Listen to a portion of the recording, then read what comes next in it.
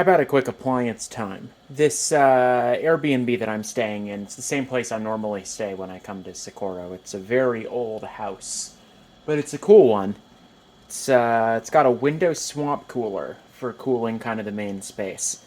Now I know swamp coolers get kind of a bad rap. Honestly, I kind of love them, and here's why. Swamp coolers, number one, they're pretty cheap.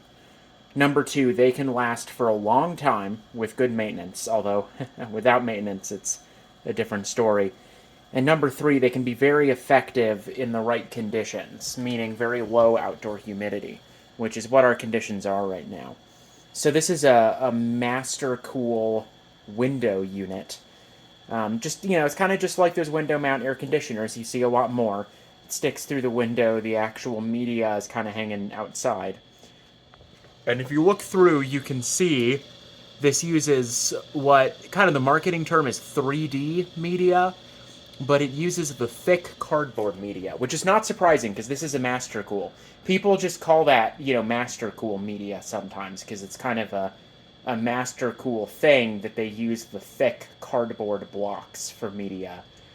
I don't like these as much as the Aspen because I love the smell of the Aspen media, but they do say that this 3D media lasts longer and gives you more cooling per like square foot of media area. I could believe that.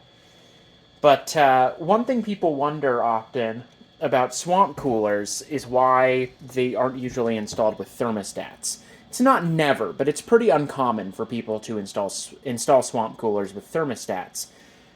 The reason for that is that operating swamp coolers is a little bit fiddly. You have to kind of know how to use them, and I think when you hook one up to a thermostat, you tend to get kind of subpar results.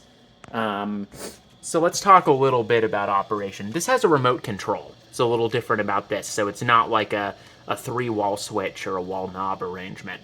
But you can see that we have independent control of the pump and the fan. There's an important reason for that. So here's a swamp cooler operation pro tip if you don't know. If you turn on the fan and the pump at the same time when you want to cool down the house, it'll blow a bunch of hot air in because the media's dry, and then once it starts blowing cool air, it'll take it a while to catch up. So you can be a lot more efficient about your swamp cooler operation if you first run just the pump for a couple of minutes. And I actually didn't realize that you can touch these buttons. But by running just the pump, it'll wet the media so that when the fan starts up, it'll already be blowing in cool air. The thermostats that do exist for swamp coolers, a lot of them do have a feature where they run the pump for like 3 or 5 minutes before they turn on the fan.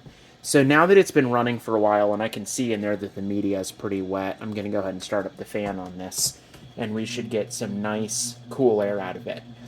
I don't have it right now, but what I've always really wanted is a house with air conditioning and a swamp cooler, because the swamp cooler is a lot more cost effective to operate during the season when it works well, which is most of the cooling season here.